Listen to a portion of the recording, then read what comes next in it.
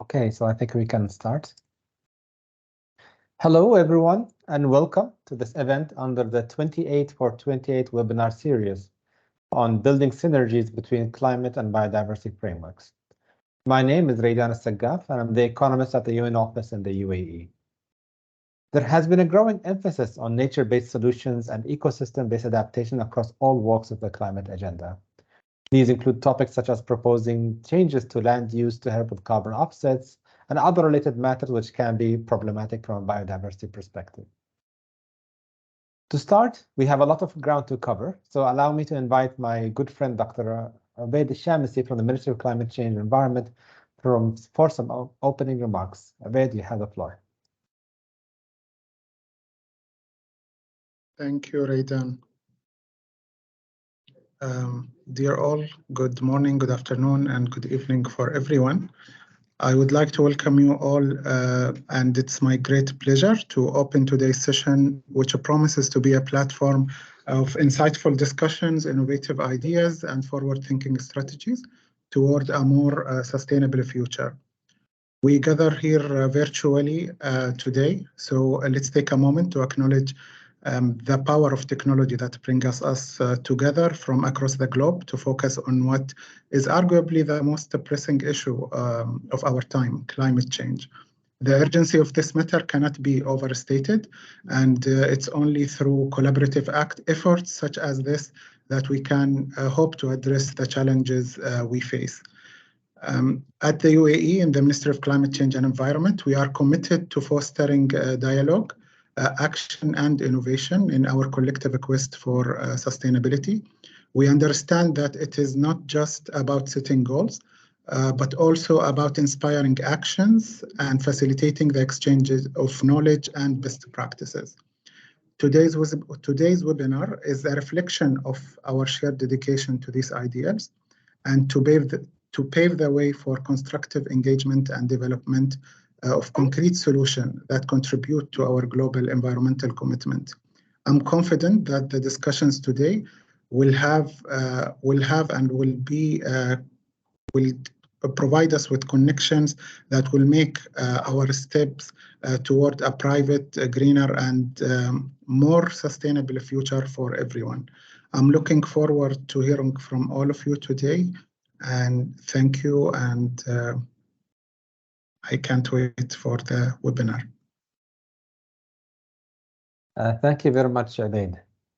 Now, before we delve into our lead presentation, I'd like to invite you all to post your questions in the chat to help us inform the Q&A segment at the end of the webinar. With that, I now pass the floor on to Professor Harriet Bulkley of Durham and Utrecht University. Harriet, you have the floor. Thank you very much, and thank you for inviting me to share some thoughts with you today.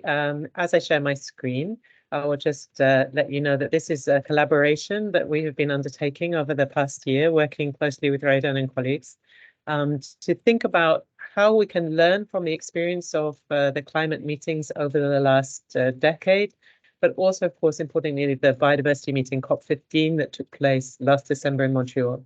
And how can we use these to build synergies between the climate and biodiversity agendas? So why does this matter? Why is this important? Why should we be thinking about bringing together climate and biodiversity in this way?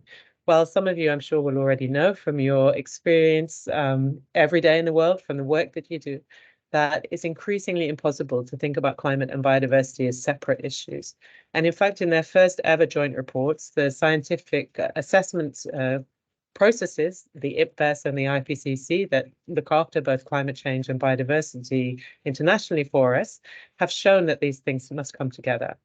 And this infographic produced by WWF, which we borrow here because I think it provides a really clear instruction to us about why these two issues now can no longer be thought of as being able to be addressed without one another. And we can see in this figure how far climate change is driving the loss of nature, how the loss of nature then drives problems for society, and also how those societal problems also contribute to climate change. And also the other way around, of course, climate change is affecting societies, which is then driving the loss of nature as well. So thinking about how these two issues are so profoundly interconnected has led the scientists now to say that we cannot successfully address either climate change or biodiversity loss without making sure that we address them together. So, like all good challenges, of course, this also provides us with some opportunities, and the upcoming COP28 meeting is a vital step on the pathway to being able to address these two challenges at the same time. And working with this team of colleagues, we've looked through the scientific evidence, but also what has been happening in the policy processes in the last 2 years to think about what are the opportunities on the path now that COP28 can really help us to make progress with. And so we have identified 5 key areas where we really need to see progress and where COP28 can provide a really critical opportunity. Addressing the indirect drivers of climate change and biodiversity loss, strengthening and safeguarding the use of nature-based solutions, aligning national policy for climate and biodiversity action, developing a common strategic roadmap for both climate and biodiversity finance in relationship to one another, and also underpinning all of this needs to be a focus on transformative change. So I'm going to say a little bit more about each one of these before then summarizing and sharing with you 10 different action points that we've identified. I'll be very curious to see what your responses might be. So the first is this issue of addressing the root causes. As I hope I've been able to illustrate in the time that we have together today, the interconnection between the climate and biodiversity challenges means that we need an integrated response. Climate change is the third most important driver of biodiversity loss, in turn impacting on our ability to mitigate the problem and also to adapt to it. Land use change contributes, primarily driving biodiversity loss, is contributing roughly 23% of greenhouse gas emissions. So we can see that we need to get to the heart of climate change and we need to get to the heart of land use change. And getting to the heart of those matters means taking on issues of uneven economic development and consumption. And in the outcomes from COP15 in Montreal, there was calls for substantial action to tackle sustainable consumption and production and to reduce plastic and other pollution effects on biodiversity. Now, those targets have then been signed up to by national governments under the mantle of the COP15 agreement, the biodiversity global biodiversity framework, the Kunming-Montreal agreement, as it's called, but yet to make their way into the climate change arena. And what's important to recognize here is that thinking about this in net zero terms, while obviously a really important development that came out of the Paris Agreement, it's actually not going to be enough. And maybe that will be challenging to hear and maybe slightly depressing as well, but I don't mean it to be in those ways. But what we have to recognize is that using nature as a sink for greenhouse gas emissions, so creating the net between emissions and the sinks through nature-based solutions and other measures, if we're not actually tackling the fundamental causes of greenhouse gas emissions, it won't be enough, because as the planet warms, and you may have heard the news today that it looks like 2023 will be the hottest year on record, then our forests and our seas become less able to become sinks for us. So the net is going to get smaller. The net is going to shrink, if you like. The net in net zero will shrink unless we're also reducing greenhouse gas emissions as a fundamental challenge. So we do need to make sure that the policies we're taking forward are able to tackle these root causes. And if they're not, then we will still be dealing with the loss of biodiversity and climate change, of course. The second thing that we suggest we need more action on is on safeguarding nature-based solutions and strengthening their use. Now, I don't need to be the person to tell you that there has been a great deal of controversy about the potential for nature-based solutions, but I think we must be careful here to think that just because nature-based solutions can be challenging to implement and can have political consequences with which we might be unhappy, we also need to think about that not throwing away the baby with the bathwater, as the phrase in English goes, that we must make sure to actually strengthen and safeguard nature-based solutions used in the right way, used with an understanding of the importance of safeguarding indigenous people's rights to their land and the use of nature and their relationships with nature, used in a way which is about ensuring that biodiversity and climate goals are met at the same time, it is possible to generate nature-based solutions that can support us here. And the time is really right for ensuring that those safeguards are written into international frameworks.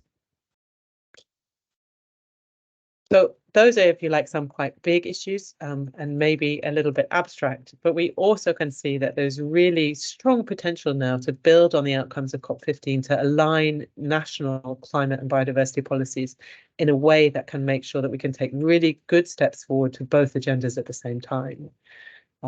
So the Kunming-Montreal Global Biodiversity Framework comes with a whole set of different targets.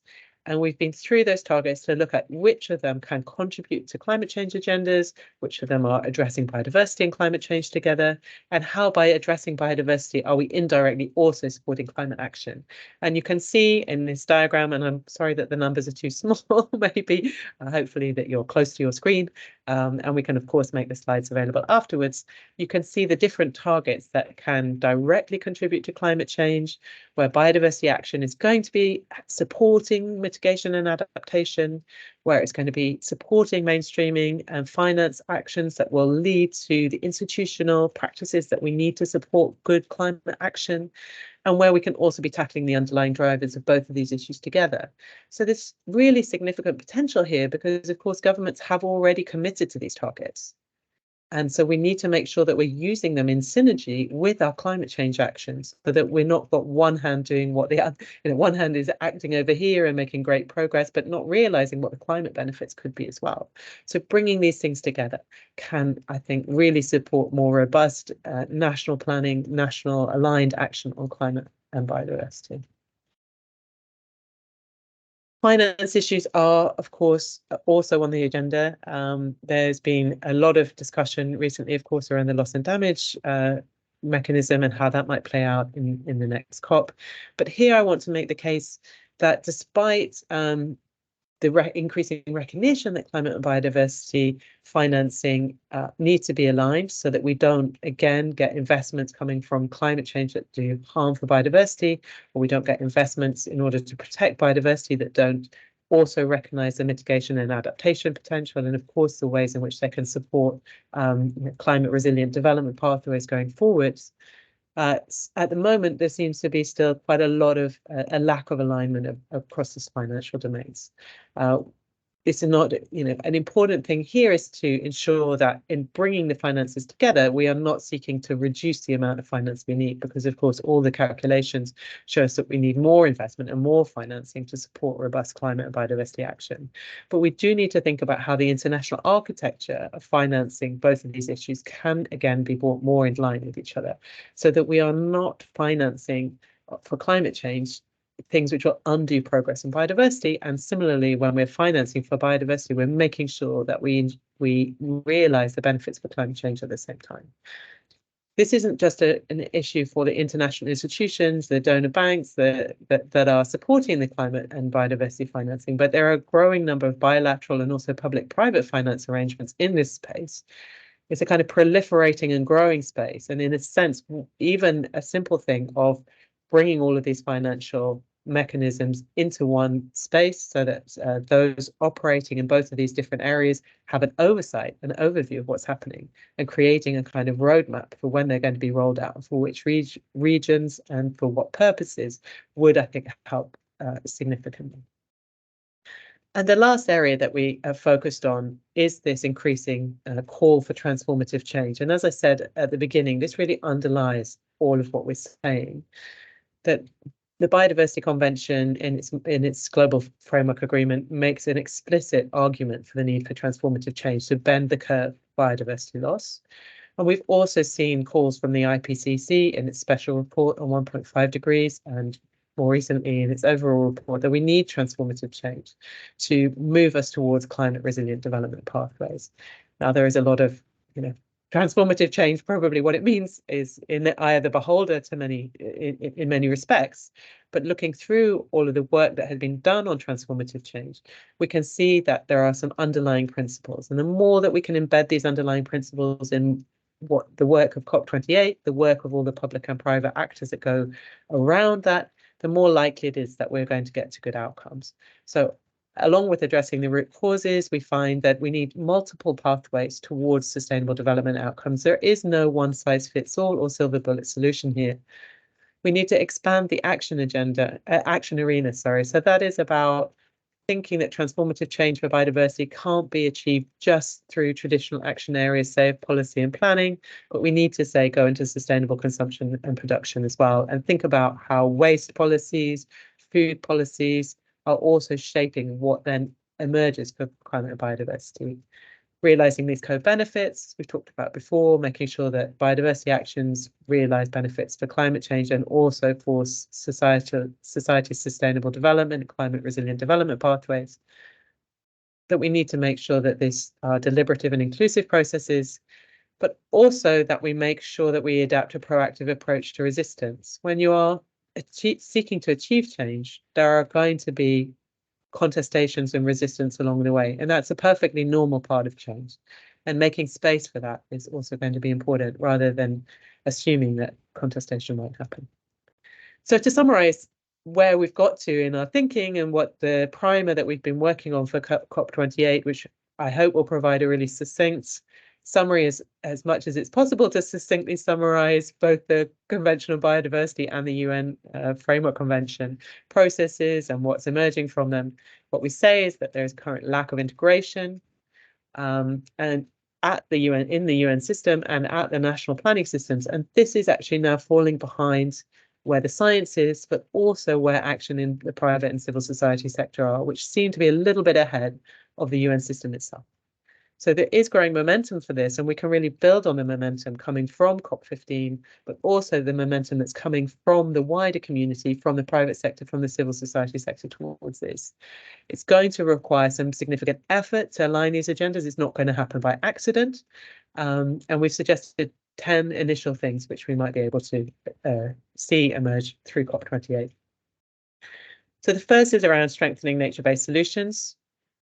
We go into some detail in the primer that will be available at COP28, and also we're producing a briefing note on these issues at the moment, and I hope that those of you who are going to be at the meeting might be able to pick those up, or we'll make them available through this platform as well.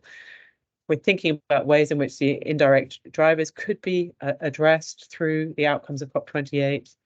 Aligning national planning, this seems to be really important. So if we get the planning right for climate and biodiversity through the nationally determined contributions and adaptation plans, but also through the new round of biodiversity action plans that will be needed by national governments under the new framework agreement, if those come into line, then we are going to make a big difference to what the international picture looks like on these issues.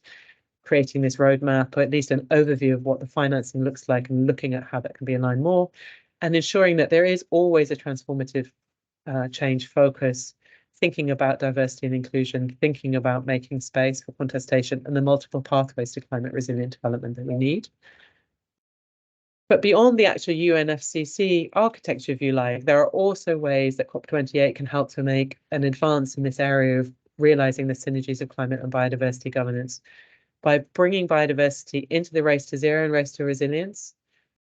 These are activities that happen for all of the private sector and civil society sector organizations who are ambitious and wanting to act on climate change outside of the formal UN processes. And we know that if these are the actors who are kind of leading from the front, if they start to work on climate and biodiversity together, then we'll see a kind of leadership effect cascading through other organizations. We're encouraging joint membership of action agendas. So we know there's a climate change action agenda and there's a biodiversity action agenda as well. At the moment, they're quite separate, and we'd like to see organizations thinking about how they can align their internal processes to become part of both. Thinking about how we report that, how can we capture this huge range of non-state action that is happening outside of the UN agenda together so that we can really see, but also monitor and report on progress. Thinking about what the shared principles for financing might be within the private sector, civil society organizations that are funding climate and biodiversity work. And we also, and not only because the UN resident coordinators have supported our work through collaborations and discussions, but we also see that this is a clear space where climate and biodiversity, along with other UN agendas, are meeting at a national level, and that they can really be using their convening power to bring together the right actors at a national level to try to develop new kinds of collaborations and innovative initiatives. And we've seen some really interesting initial work happening on this, and we'd really like to encourage that more. So with just a thank you to all of the other authors and their organizations who've been involved in preparing this work. I hope that that's given a bit of an oversight as to what the challenges are of generating these synergies, where there are possibilities, new opportunities emerging, where COP28 could really make a difference to bringing these agendas together. And with that, I'll hand back to Raidan. Thank you very much. Thank you very much, Harriet, for your rich presentation. I think a lot of it resonates with what we've been saying for quite some time in putting nature-based solutions at the heart of climate agenda. But you also raise a few valid points in terms of alignment between those two processes, making sure that they don't offset the positive results of each one. We in the UN tend to like to add more to our frameworks, and we need to rethink some of those additions can also be more harmonized so that they're able to guide national actions. We capitalize on the opportunity of having the global stocktake now, actually, from COP28, with guiding action and NDCs going beyond that. So I do hope we'll be able to use this primer productively. We have included a link to the primer in the chat so that everyone who's interested can download a copy of that. And we'll continue this conversation for COP28 and beyond. Thank you. Sure. Perhaps now we can, I'd like to invite our colleague Jamila Al-Nur, who is Senior Advisor to Her Excellency Razan Al-Mubarak, the UN High-Level Climate Change Champion for COP28. Jamila, you have the floor. Thank you, Raidan. And Professor Harriet mentioned a lot of the speaking points I was about to highlight, but perhaps I'll start by saying that the UAE did appoint Her Excellency Razan Mubarak as the high-level champion, which I think has served a lot on the convergence of the two agendas, the climate agenda and the nature and biodiversity agenda, because she has the other hat. Her other hat is the IUCN president. If we go back, both CBD and UNFCCC were both signed in 1992, and so they were kind of by default created as two parallel working streams for the global community.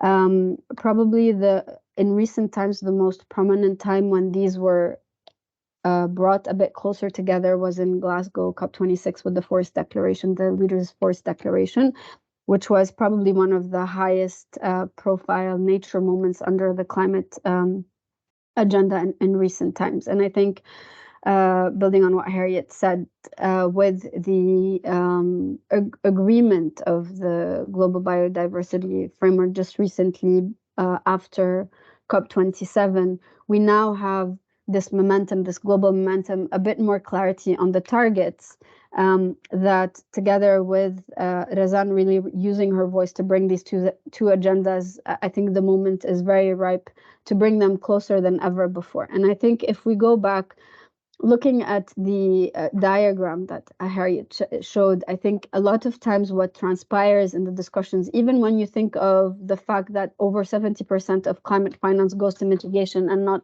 so much goes to adaptation, it's because a lot of the climate action has been focused on the sources of emissions, and a lot of it is man-made, anthropogenic sources, industry, transport, energy, built environment, etc. And the carbon sinks have been forgotten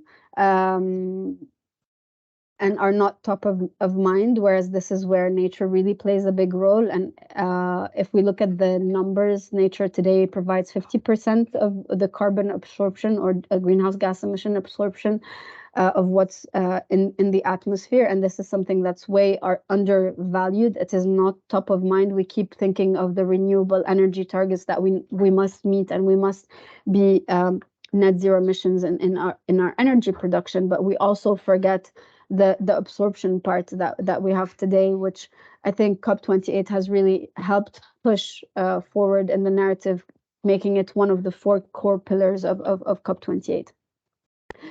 The other aspect that nature is very critical to is adaptation and resilience. And if we look at it today, nature directly provides livelihoods for 1.5 billion people and will support resilience and adaptation of indirectly or directly to over 3 billion people.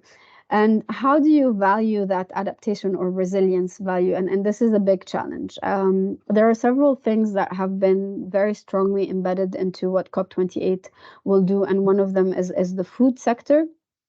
So you see a real call to action on moving towards sustainable food systems, which will both secure more sustainable, lower carbon food systems, as well as more prepared, better adapted, and more resilient farming communities that are really oftentimes at the front lines of climate impacts, where the interface of climate and nature come. So going back, I'll jump directly into the recommendations, and a lot of what has been mentioned has been core to what COP28 has been pushing for, at least under the high-level champion portfolio and under some of the core sectors under nature and food systems. There has been a constant call to embed nature and biodiversity in the NDCs, as well as the NBSAPs and the NAPs. Which is at the national level, right? This is a call to action to really align these two in the planning phase, as Professor Harriet mentioned. If we move into the non-state actor side, there has been a lot of momentum, and I see my colleague Riba will be able to explain actual concrete momentum. On the non-state actor side, in preserving nature, aligning with the climate agenda. And so what the climate champions have been working on are forests, sustainable ocean plans, including the 2030 breakthroughs for the mangroves, for example. So looking at these coastal ecosystems, and then also the role of private sector. And today, nature provides, is directly or indirectly linked to 50% of the global GDP, according to the World Economic Forum. And if we think about it, that's huge. But on the counterpart, we are facing today around a 500 billion gap per year to finance nature and sustainable nature management of natural ecosystems. So while we are so dependent on it, we are also very delinquent in sustainably managing something that is so core even to our economy. What we've developed is a campaign called Nature Positive, a call to action to private sectors, financial institutions, and this has kind of five key buckets. The first is really a call to action to embed nature in the transition plans of any player, whether it's a subnational government, whether it's private sector player, NGOs, etc. And going back to this request to aligning the two agendas. Another one is really looking at eliminating commodity driven deforestation, and that goes through supply chain management, assessment and evaluation of the full supply chain and the impacts on forests. A call to increase finance for nature-based solutions, and this is a call for any entity that has an investment power and rethink the business case. A fourth component is disclosing impact of jointly disclosing impacts on nature and climate, and there are now tools including TNFD and SBTIN, SBT flag that are applicable to certain sectors. And financially, for the financial sectors, also a call to action to join the finance sector deforestation action initiative, which also aligns. So there has been this attempt to touch the several sectors, the core sectors that are impacting today, the core natural systems that are in the interface of biodiversity and climate change. We see it as a step change. There has been a huge step change in bringing in the private sector in response to this global call that we need private sector to deliver on these. So there is this positive ambition loop we always talk about in the climate champions, which is private sector supporting more ambitious policy, and then policy brings in the rest of the players, and then you have a new leaders group from private sector driving this continuous progressive improved performance of the global economy as a whole, bringing in private sector and public together. I'll probably stop here. I'm happy to take questions in the Q&A. I would invite anyone on this call to look at the 2030 breakthroughs and the Sharm el-Sheikh adaptation agenda, because there are very specific sectoral targets that relate to nature and what each sector can do to deliver on kind of more comprehensive nature climate goals, and also to look up a nature positive campaign by the climate champions. Thank you, Raidan. Thank you very much, Jamila. That was a very rich presentation, and happy to hear about all that progress. COP28 has a responsibility to take action beyond COP27 to operationalize some of the elements that came out of the CPD COP, but also other related international frameworks. So thank you very much for sharing that, and I look forward for very rich discussion on nature-based solutions and biodiversity at both the negotiated items, but also the non-negotiated initiatives from the COP28 president. I would like now to turn to our colleague Ruba Abu Atiyah, the Executive Director of the Abu Dhabi Office of the Convention for Migratory Species. Ruba, you have the floor. Yeah, thank you, everyone. So, hi. First of all, I'm really grateful for my colleagues at the UAE UN Resident Coordinator Office and to Durham University for bringing us all together today, and for the very informative, actually, presentation by Professor Harriet. This webinar isn't just a gathering of voices, so it's a call of action, resonating with the urgent need to address the vital connection between climate and biodiversity. These aren't just abstract concepts, they are the essence of our existence, intricately woven into the very fabric of a human and planetary well-being. So in my role as the executive coordinator of the CMS, the Convention of Migratory Species in the UAE, overseeing both the raptors and the dugong MOU and their habitats, I'm acutely aware and concerned, actually, of the profound impact of climate change and biodiversity loss on migratory species worldwide. So in the interest of time, I'd like to emphasize two key points. Firstly, the critical need to identify synergies and promote collaboration across various international agreements and multilateral environmental agreements, MEAs. And the second is I want to shed some light on an exciting and new initiative, which I think Jamila mentioned, led by the CMS office in Abu Dhabi, which focuses on seagrass as blue nature-based solution. So as we embark on the journey to achieve the target 3 of the Global Biodiversity Framework, we find ourselves in a pivotal crossroads. The synergies across MEAs aren't just beneficial, they are imperative at the moment. By synchronizing our efforts and nurturing collaboration between different MEAs, we unlock the door to profound progress, guiding us towards a sustainable future. I do really firmly believe that this collaboration, uniting CMS, CBD, other MEAs, and the global climate community, is our guiding light in this transformative endeavors or change, as Dr. Harriet said. So today's discussion focusing on nature-based solution, mitigation, and ecosystem-based adaptation are incredibly relevant for a wide range of initiatives. These strategies not only protect our environment and biodiversity, but also boost climate resilience and improve human well-being.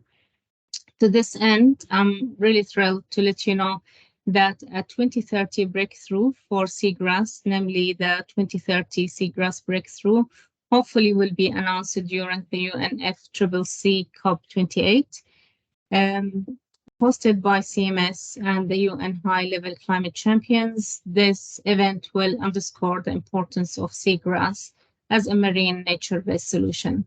addressing global socio-economic and ecological challenges posed by the climate change. This initiative aims to establish a collective framework for seagrass conservation worldwide. Seagrass, as many of us know, is underappreciated ecosystem with significant potential, offering a triple win for climate, nature, and the livelihood or the social aspect. This initiative aligned with the Sharm el-Sheikh Adaptation Agenda, the Race to Resilience and Race to Zero, which Dr. Harriet as well highlighted in her presentation. The 2030 breakthrough is particularly relevant as well now, given the proposed resolutions and decisions concerning seagrass scheduled as well for adoption at the upcoming CMS COP14 in February 2024. I would like to take this opportunity as well to invite states and non-state actors to endorse the 2030 seagrass breakthrough during and even after the COP28. So if you'd like to learn more about this incredible initiative, or if your state or organization wishes to join us, please don't hesitate to get in touch with me after this webinar. We welcome your involvement. So finally, let us seize this moment to collaborate, strengthen our partnership, advance our shared objectives, and propel the shared vision of CMS, CBD, and the global climate community to another unprecedented heights. So thank you very much. And I'm excited to continue our conversation and hear your thoughts for productive exchange of ideas after this webinar. Thank you.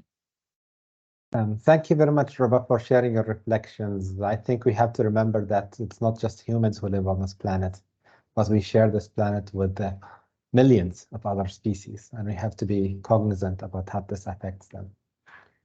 I'd like now to extend the floor to our colleague from the Commission on Biodiversity. Tristan, you have the floor. Thank you very much, Raydan, and hello, everyone. Thank you very much for this very interesting webinar discussion.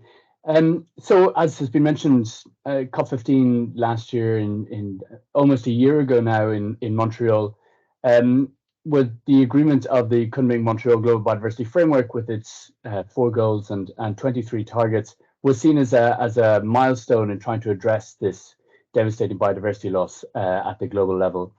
But we also have to remember that this is the next step in a series of global targets. There was the 2010 biodiversity targets, then the Aichi targets, which were for 2020, and now these ones for 2030, and all supposed to be putting us on a path to achieving the 2050 vision of living in harmony with nature. One thing we're seeing, though, is that at the global level, certainly, trends are going in the wrong direction for us to finally achieve that. But what we're seeing, though, at the same time is perhaps increasing attention and concern at this biodiversity loss. What does that actually mean for our livelihoods, our economies, our health? And so there seems to be more attention perhaps being focused on it through various different sectors in order to try and deal with the fact that we are eroding that natural safety net on this planet. And as was mentioned, COP26 in Glasgow was a bit of a turning point in terms of the recognition of biodiversity within the UNFCCC process, and it's been steadily increasing from then. And certainly this year at COP28 and through the push from the COP28 presidency, we're seeing a lot more concern and focus being given to biodiversity. Professor Harriet mentioned the need to address the root causes of biodiversity loss, as well as, frankly, the root causes of climate change, and to take concerted action in order to address all of those. And certainly the framework, the GBF, the Global Biodiversity Framework, attempts to do that, looking at sustainable consumption and production, looking at the role of the private sector, trying to recognize that this is a framework for the whole of society, as well as the whole of government. Historically, perhaps biodiversity has been a concern more for Ministry of Environment, and even perhaps just a department within that one ministry, with frankly often poor communication and synergy between the various departments and the various ministries, but also what is the role for others in order to help us achieve what has been agreed at the global level. And the fact that we're seeing this increasing attention from the climate community, for instance, recently there was the launch of the Task Force for Nature-Related Financial Disclosures, which comes at a time when the private sector is taking increasing action on both recognizing what the importance of biodiversity is to them and to their bottom line, but then also what is their role in helping to try and address this loss. What we want to see coming out of the UNFCCC process is, well, to what extent does the global stocktake sufficiently recognize nature, whether it's forests or in particular sort of specific ecosystems, or nature as a whole, and not just focusing necessarily on the sort of the stronger mitigation supporting ecosystems, but more broadly recognizing it perhaps more from an adaptation perspective. Speaking of adaptation, the global goal on adaptation and work in and around that, we need to see that there is a stronger recognition of the role of healthy ecosystems, healthy biodiversity, ultimately supporting the resilience of people, communities, societies as a whole, as climate change takes an has increasing impacts. And then, of course, loss and damage. There is some discussion around the fact that climate change is a driver of and one of the main drivers of biodiversity loss, and the extent to which that is being included. The extent to which these political discussions ultimately have the extent to which they recognise biodiversity is, of course, for the parties to finally decide. But it just shows that this increasing recognition of the importance of biodiversity loss of nature is very important. There was a mention there about finance. So studies have shown that we need about an investment of about $700 billion a year to effectively address biodiversity loss.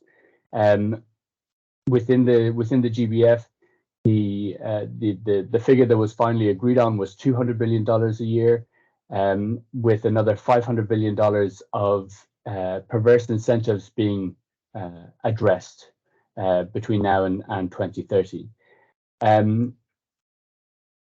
There is a new fund that has been set up, the Global Biodiversity Framework Fund, that has been set up to help to provide some of those financial resources to parties, particularly developing country parties who need that support.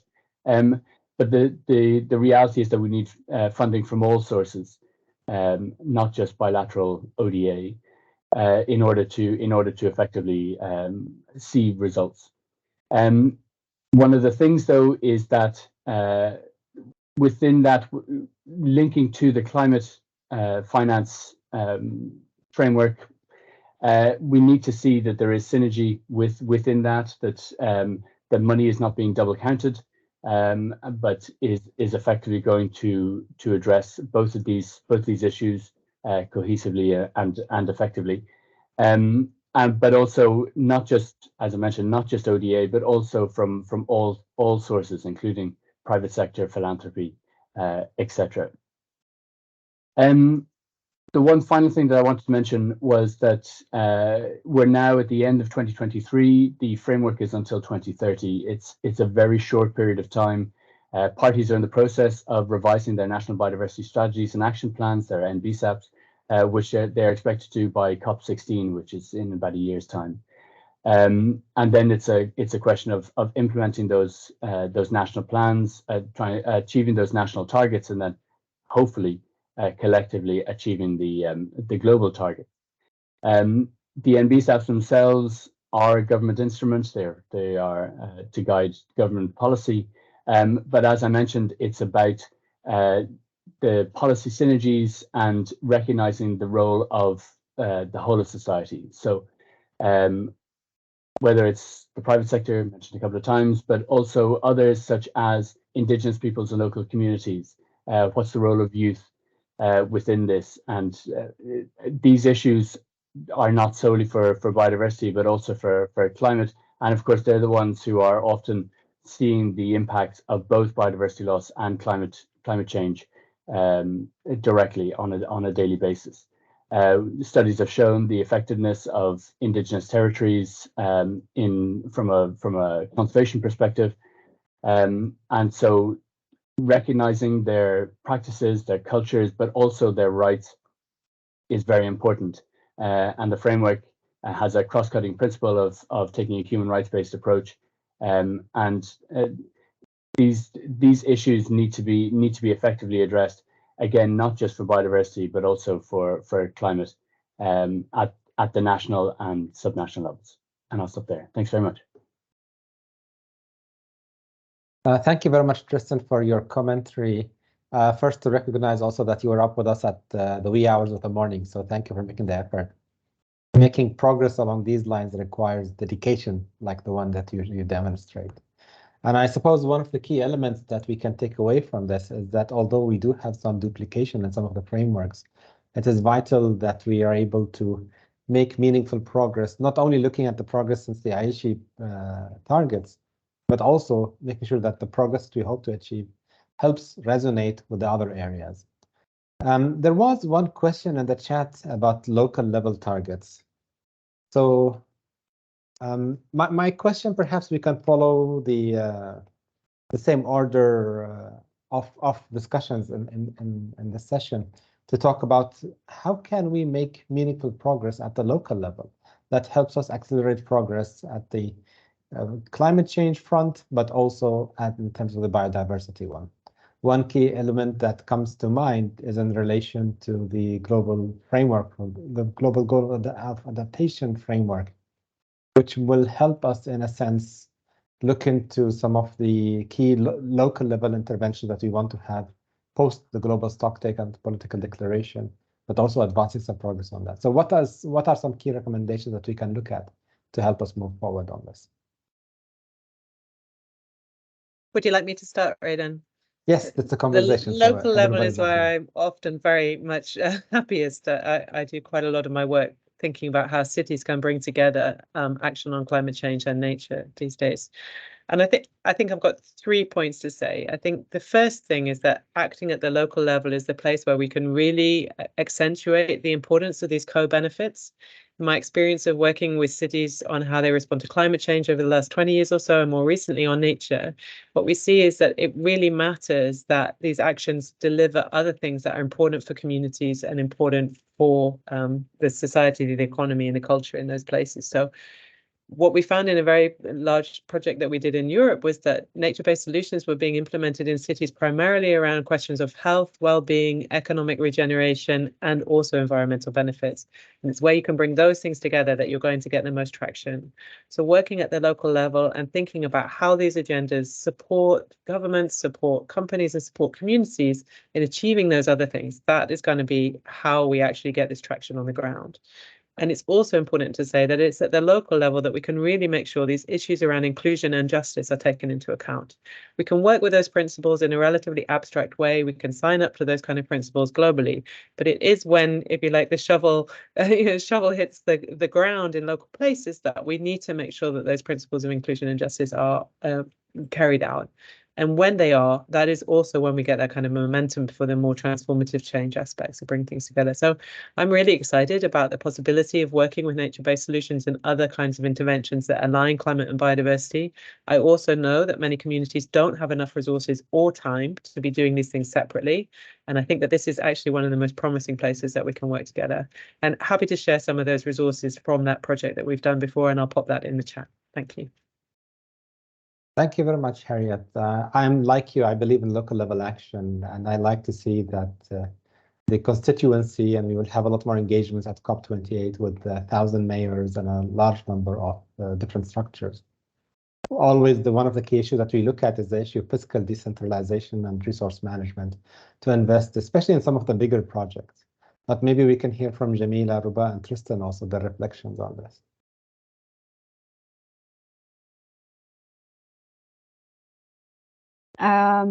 Thanks, Raidan. Thank you, Professor Harriet. I agree. I think I worked in local government, and I always found it was much quicker to make things happen. And then, of course, when you're in private sector, it's even quicker than local government. But I think a good reminder yesterday was a research paper that was published highlighting the nature of nature conservation, and that a lot of the new protected areas are actually very small pockets, and you lose this ecosystem integrity. And therefore, if our end goal is really preserving biodiversity, I think this setting the right KPIs that will help us reach the end goals is very critical. And Raidan, I'm sorry, I cannot answer your question properly, but I'd go to what Tristan said, is that it really needs a whole of society. We need the researchers to say, you know what, be careful. If you put like 10 patches of protected areas that are disconnected, it's very different than if you had 5 patches in one, like the equivalent of 5 patches in one big bulk, and you'd achieve greater biodiversity outcomes. So I think really it's not an easy task to preserve biodiversity, because it's much more complex than what we understand today. We keep finding out new dimensions of what allows an ecosystem to survive or what not, and we think we know the thresholds, but we don't. So I think there needs to be greater science-based policy that is developed, and this needs more collaboration. And then on the private sector side, I think doing their best as well in really embedding nature in their transition plans, in their risk assessments, etc., is a first step. But I think it is very complex. I can't pull out one stakeholder that would be more important than another. Thanks. That was very diplomatic of you, Jamila. Robert, Tristan? Yeah. Thanks very much. Oh, go ahead, Ruben. Oh, no, come on, Tristan, come on. Well, just very briefly, the importance of local level action is essential. But one thing is that there has to be the ability to actually take that action. So cities, local regional governments, whatever it might be, need to be given the mandate to take action. The reality is that often we're seeing more positive results being taken at a more local scale than necessarily at a sort of a national or even an international level. Not always, but sometimes. And so being able to empower action by whether it's individuals, communities, city, sort of urban leaders, local governments, etc., is very, very important. But of course, they have to see where they fit within the broader scheme of things, how their local level targets or local level policies fit within these national ones, etc. And that's very important. But ultimately, there has to be that legal as well as resourced ability to take action, and that's unfortunately not always the case, but needs to be more strongly encouraged. Thanks. Ruba? Yeah, I think it's a difficult question, this one, but I think from migratory species perspective, these animals do not recognize borders, obviously. So therefore, it's essential that we focus on local conservation efforts to ensure the preservation of those habitat corridors for the species. So I think, as well as the others said, integration of the protection and conservation of those habitats within the national biodiversity strategy and the local strategy is essential. Imposing policies for protection, involving the private sectors as well, and getting them to commit to the protection is essential. So yeah, I think those are my thoughts on that. Thank you, Ruba. I think we will continue this conversation for quite some time until we come up with some meaningful results that demonstrate what works best. And I would want to say that in the context of the UAE and the region, the solution is only local, considering the biodiversity limitations that we have, but also how we're impacted by climate change. This will actually be the topic of next week's webinar, where we will discuss sustainable livelihoods, sustainable lifestyles, and sustainable cities, and what that means for the moving towards the future and considering the rate of urbanization and population growth. Thank you all very much for being with us in a very rich conversation, and we look forward to welcoming you next week when we discuss the issues of sustainable futures. Thank you all. Take care. Thank you. Thank you.